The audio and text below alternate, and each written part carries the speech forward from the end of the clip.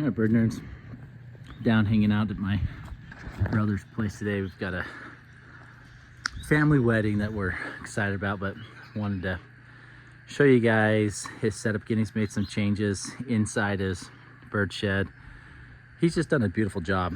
This aviary is probably one of my favorites that I've ever seen from here locally in Utah as far as the hobbyist side goes, and he's done a pretty good job. He just changed out a lot of the branches in there. He's got a lot of his branches that are like free hanging from the top, which is really cool. We can bring it in just a little bit. We could probably open up the door, show you guys just a little bit of what he's got. He's bred some pretty awesome diamonds. He's got the white diamond sparrow, and then he also has the orange-tailed diamond sparrow. So the orange-tailed diamond sparrow is right there on the far left, and then the white one there. Those were all babies that he has bred in the past. And we've got a European goldfinch there. I believe it's a male that he currently is ordering a female in for it. So he's got some green singer finch, canary, he's got Java sparrow. He's got a good little mixture of finches throughout. Is that one an orange tail? There's an orange tail diamond right there. Look how pretty that is, guys. Just beautiful. And then also, so he's got a big aviary here, and then it splits over into another separate aviary that he's got other birds in. He's got some lady Goulians. He's got several African species, red face cordon blues, orange breast waxbills, orange cheek waxbills. He's got some pretty good birds, really good selection. It's a little cold today, so some of the birds are not as active. They're just kind of hanging out. It's got several canaries, but look at this. His branches, they're pretty cool. A lot of fun. He's got a nice cement ground. Some cool little decorations. He's got the, like I said, if you guys watched my other videos, I stole the idea from him that he goes around and just gets a bunch of the old reeds from local businesses, or we've got a few different lakes around here that's got quite a few of them that he goes and he takes and cleans them up and then puts them out here, and the birds love them. They go to town. A lot of the wax bills will nest inside of them, and so it's pretty cool. He's got nest boxes up top out here so the birds can breed. He's done really well this last 2 years on breeding the African species. He's had success with almost every African species that he has, except for the orange cheeks, and that's just because he just barely got them. So it wouldn't surprise me if he gets some success here. He's made some big changes throughout. So he used to have cages like this. He had 2 cages up here. He ripped out all those cages, then he built his own little long private breeding cages that, again, he's been really successful with and has kicked out quite a few babies. So this is kind of a holding cage that he has for his young birds. He's got some spice finch babies in there. He's got a young diamond sparrow, canary, and I believe he's got some baby canaries up in there. He's got some parrot finches, and he's got 2 young parrot finches that came out. You can see them now there. They're molting into their colors. He's got a blueback lady Goulian. He has not, we do not have any bluebacks, but we do have some that we believed to be split to blueback, and he's got a pair that has kicked out. They're both greenback pair, but they have kicked out 4 or 5 different bluebacks for him. This one's a female, obviously. She's an orange head. You can see by the light gray colors. The blueback lady Goulians do not show the orange. It is diluted to kind of almost like a white grayish. It's really pretty. I think it's beautiful. So she's actually ready to breed, and they've been building a nest back there along with the parrot finches. So he's got more canaries breeding here. He's got a canary in the nest pan. I don't know if you can see her. Sitting on eggs there. He's got a pair of fire finches, another pair of fire finches, lady Goulians. His lady Goulians just kicked out some babies. You can see the Dilute green. I think he had 3 baby Lady Goulians come out, and then he's got a Firefinch pair down there. He's done really well with his Firefinches, which is awesome because they are so hard to come by. And then down here in his bigger flight, he's got a pair of Rosy Borks that kicked out some babies. He got a nice opal that came out.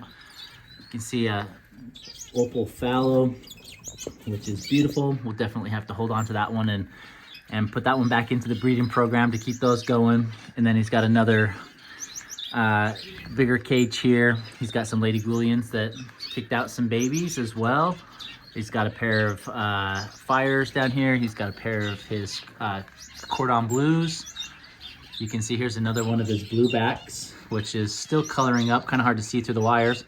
You can tell by that light green color.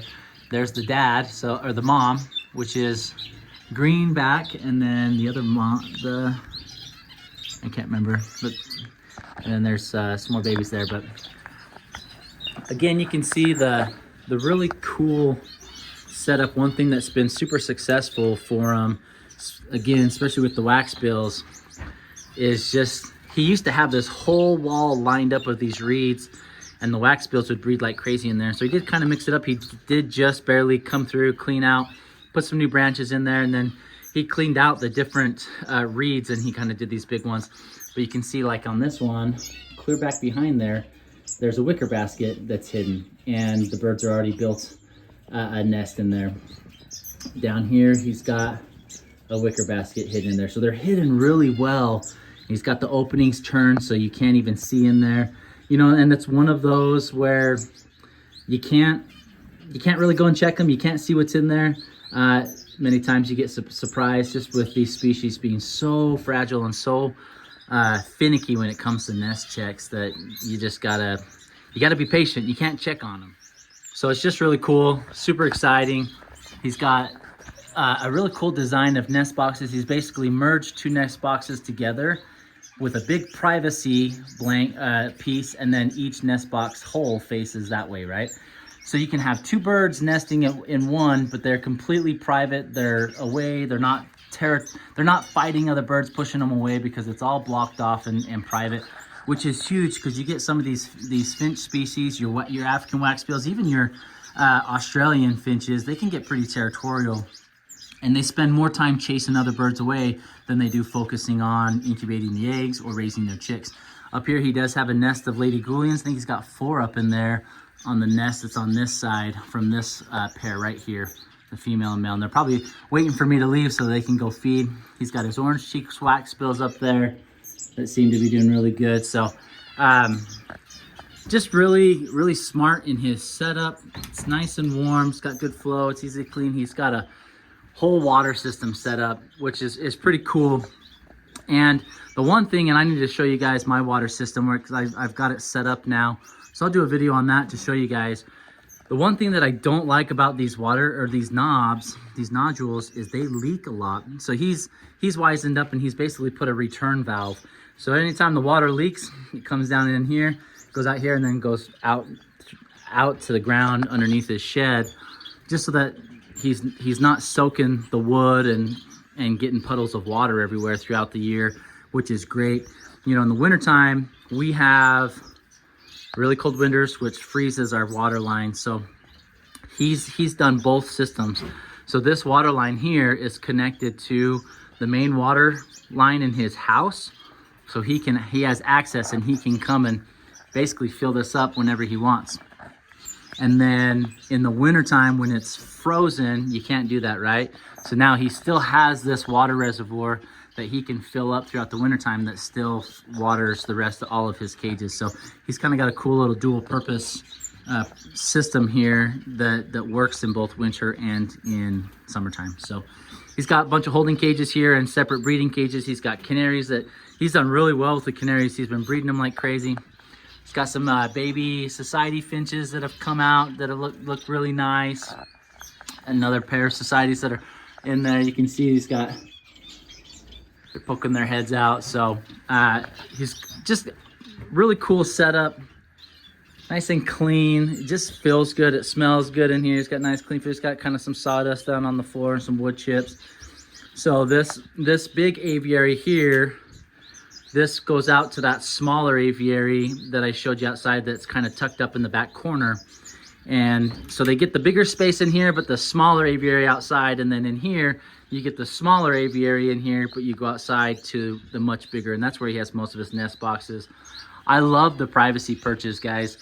If you've got a lot of birds in a big aviary and mixed species, these privacy perches are life-saving, literally, for certain species of birds. And so really highly recommend that. It's something that I'm going to be putting into my shed and aviary just to make sure my birds have a place to go to be by themselves if they need to, and not worry about others bothering them or chasing them around. Super awesome setup. He's got blue-faced parrot finches, which is up there. He's got your sea green parrot finches, normal red-faced parrot finches, lady goulians, shaft tails, spice finches. So it's just a large, wide range and variety. Masked finches up there, and he's bred them all. So just really cool. Wanted to show you guys the fun setup that he's got, and to just give you guys some ideas of the different ways that you can utilize if you've got a cold environment like we do in the wintertime. Sheds are the way to go because all this is climate controlled. He's got thermometers, you know, same as my setup, thermometers that are connected to thermostats, so then it just kicks on whenever it goes below a certain temperature. But then we kind of have the outside section, right, that the birds can go outside and enjoy the sun, natural sunlight, and those sort of things, and it's just beautiful. So just really excited. Just wanted to show you guys while I was here. It's been a while since I've given you some updates and kind of some of the changes that he's done throughout the whole bird shed, especially this piece here. He's very intuitive and can build anything, and he just whips these cages up like nothing. It's crazy, but builds them in a way that it's easy to maintain. You know, it can slide out the bottom trays. Got all your feeders and your waters are all up here in front. The hard part is you do have the nests in the back, so you can't really go back there and check them out. So it just kind of is what it is sometimes. And you know, many bird hobbyists and breeders like to see what's going on and check on the eggs, but it does allow more privacy, right? So the benefit or the trade-off is the birds feel even more safe and secure, which usually tends to give you more success in the long run, right? So it's kind of that trade-off, but thought it was really cool. Hopefully you guys enjoyed this. Let me know what your thoughts are, and we'll see you next time.